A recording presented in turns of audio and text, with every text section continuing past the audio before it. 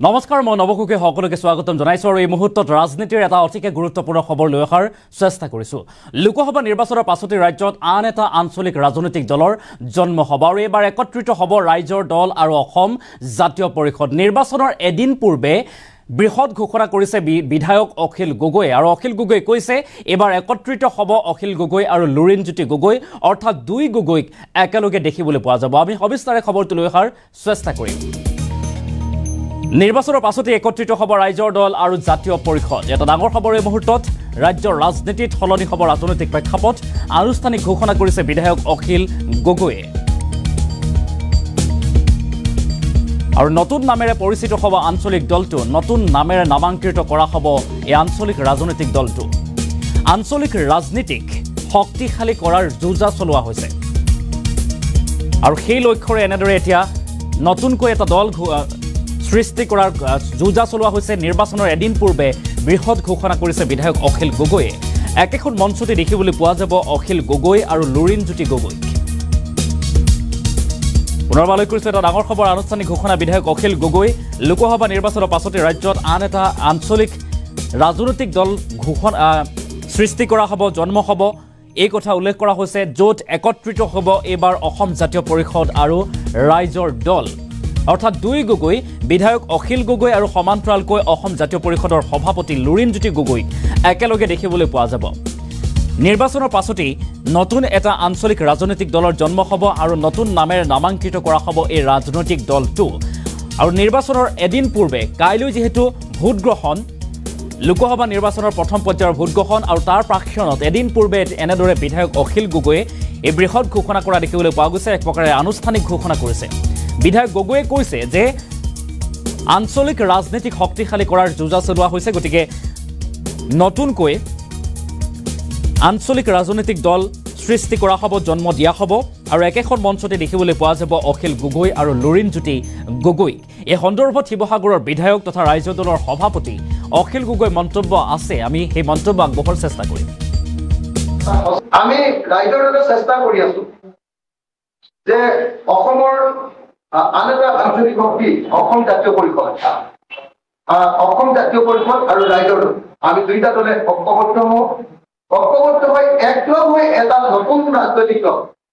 এটা নতুন আঞ্চলিক শক্তি তৈয়াৰ কৰিবৰ কাৰণে আমি ইতিমধ্যে চিন্তা চৰ্চা কৰিছো এই সম্পৰ্কত অতি কমেও 5টা ৰাউণ্ডৰ আলোচনা ইতিমধ্যে সমাপ্ত হৈছে আৰু এই সম্পৰ্কে এতিয়া শীৰ্ষ পৰ্যায়ত আলোচনা বিলোচনা অব্যাহত আছে আমি আশা কৰো যে নিৰ্বাচনৰ পাছতে আৰু কেইমাহমানৰ পাছতে আমি দুইটা আঞ্চলিক ৰাজনৈতিক দল ৰাইজৰ দল আৰু অসম জাতীয় পৰিষদ দুইটাই ঐক্যবদ্ধকৈ এটা নতুন ৰাজনৈতিক দল এটা নতুন ৰাজনৈতিক শক্তি এটা নতুন আঞ্চলিকতাবাদী শক্তি তৈয়াৰ কৰিম আৰু এই আঞ্চলিকতাবাদী শক্তিয়ে সমগ্ৰ অসমক ৰাইজক ঐক্যবদ্ধ কৰি 2026 যাতে বিজেপিৰ বিকল্প এখন চৰকাৰ কৰিব পাৰো তাৰ কাৰণে চেষ্টা কৰা আমি ৰাইজৰ দলে এটা সঁচা শক্তিশালী নিবাস আৰু সকলোকে সামৰি লোৱা এটা আঞ্চলিক শক্তিৰূপে নিজকে সবল আৰু শক্তিশালী কৰিবৰ কাৰণে আপ্ৰাণ চেষ্টা কৰিছো কাৰণ ইতিমধ্যে আপোনালোকে সকলো জানে যে আমাৰ পুৰণি যিটো আঞ্চলিক দল আছিলে অসম গণ পৰিষদ এই অসম গণ পৰিষদ কাৰ্যত মৃত্যু ঘটিছে আঞ্চলিকতাবাদী শক্তি নহয় অসম গণ পৰিষদ এতিয়া বিজেপিৰ বহুতীয়া এটা গণ সংগঠনৰ দৰেও হৈ গ'ল গতিকে অসম গণ পৰিষদ এতিয়া বিজেপিৰ বিধিমৰ বাহিৰে আন একো নহয় গতিকে এই মুহূৰ্তত অসমত এটা নতুন শক্তিশালী আৰু সকলোকে সামৰি লোৱা এটা আঞ্চলিক ৰাজনৈতিক শক্তিৰ অতি প্ৰয়োজন আছে তেনেকুৱা সময়তে প্ৰত্যেক দিনাই আজি কালি পৰহি প্ৰত্যেক দিনাই আমাৰ ৰাইজৰ দলত যি ধৰণে শিৱসাগৰ অঞ্চলৰ শিৱসাগৰ জিলাখনৰ বিভিন্ন ঠাইৰ পৰা মানুহে যোগদানত অংশগ্ৰহণ কৰিছে ৰাইজৰ দলত যোগদান কৰিছে এতিয়া প্ৰমাণ কৰিছে যে এই মুহূৰ্তত আঞ্চলিকতাবাদী শক্তিৰ যথেষ্ট গুৰুত্ব আছে আমি ৰাইজৰ দলে চেষ্টা কৰি আছো যে অসমৰ আন এটা আঞ্চলিক শক্তি অসম জাতীয় পৰিষদ আৰু ৰাইজৰ দল আমি দুইটা দলে ঐক্যবদ্ধ হৈ একলগ হৈ এটা নতুন ৰাজনৈতিক দল এটা নতুন আঞ্চলিক শক্তি তৈয়াৰ কৰিবৰ কাৰণে আমি ইতিমধ্যে চিন্তা চৰ্চা কৰিছো। এই সম্পৰ্কত অতি কমেও 5টা ৰাউণ্ডৰ আলোচনা ইতিমধ্যে সমাপ্ত হৈছে আৰু এই সম্পৰ্কে এতিয়া শীৰ্ষ পৰ্যায়ত আলোচনা বিলোচনা অব্যাহত আছে। আমি আশা কৰো যে নিৰ্বাচনৰ পাছতে আৰু কেইমাহমানৰ পাছতে আমি 2টা আঞ্চলিক ৰাজনৈতিক দল, ৰাইজৰ দল আৰু অসম জাতীয় পৰিষদ দুইটাই ঐক্যবদ্ধকৈ এটা নতুন ৰাজনৈতিক দল, এটা নতুন ৰাজনৈতিক শক্তি, এটা নতুন আঞ্চলিকতাবাদী শক্তি তৈয়াৰ কৰিম আৰু এই আঞ্চলিকতাবাদী শক্তিয়ে সমগ্ৰ অসমক ৰাইজক ঐক্যবদ্ধ কৰি 2026 যাতে বিজেপিৰ বিকল্প এখন চৰকাৰ কৰিব পাৰো তাৰ কাৰণে চেষ্টা কৰিম। আমি ৰাইজৰ দলে এটা সঁচা শক্তিশালী নিবাস আৰু সকলোকে সামৰি লোৱা এটা আঞ্চলিক শক্তিৰূপে নিজকে সবল আৰু শক্তিশালী কৰিবৰ কাৰণে আপ্ৰাণ চেষ্টা কৰিছো। কাৰণ ইতিমধ্যে আপোনালোক সকলো জানে যে আমাৰ পুৰণি যিটো আঞ্চলিক দল আছিলে অসম গণ পৰিষদ, এই অসম গণ পৰিষদ কাৰ্যতঃ মৃত্যু ঘটিছে। আঞ্চলিকতাবাদী শক্তি নহয়। অসম গণ পৰিষদ এতিয়া বিজেপিৰ বহুতীয়া এটা গণসংগঠনৰ দৰেও হৈ গ'ল। গতিকে অসম গণ পৰিষদ এতিয়া বিজেপিৰ বিধিমৰ বাহিৰে আন একো নহয়। গতিকে এই মুহূৰ্তত অসমত এটা নতুন শক্তিশালী আৰু সকলোকে সামৰি লোৱা এটা আঞ্চলিক ৰাজনৈতিক শক্তিৰ অতি প্ৰয়োজন আছে। তেনেকুৱা সময়তে প্ৰত্যেক দিনাই, আজি কালি পৰহি প্ৰত্যেক দিনাই আমাৰ ৰাইজৰ দলত যি ধৰণে শিৱসাগৰ অঞ্চলৰ, শিৱসাগৰ জিলাখনৰ বিভিন্ন ঠাইৰ পৰা মানুহে যোগদানত অংশগ্ৰহণ কৰিছে, ৰাইজৰ দলত যোগদান কৰিছে, এতিয়া প্ৰমাণ কৰিছে যে এই মুহূৰ্তত আঞ্চলিকতাবাদী শক্তিৰ যথেষ্ট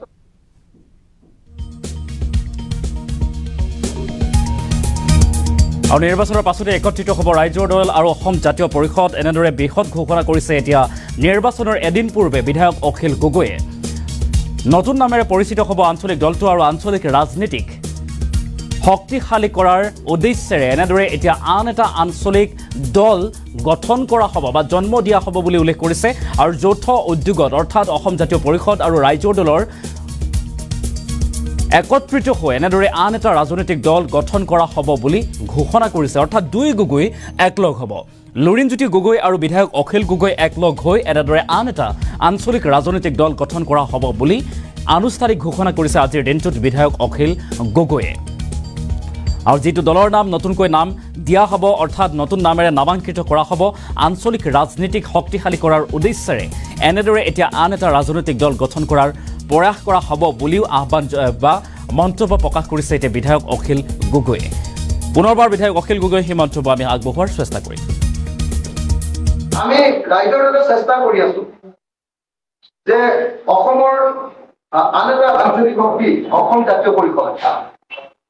অসম জাতীয় পৰিষদ আৰু ৰাইজৰ দল, আমি 2টা দলে ঐক্যবদ্ধ হৈ একলগ হৈ এটা নতুন ৰাজনৈতিক দল,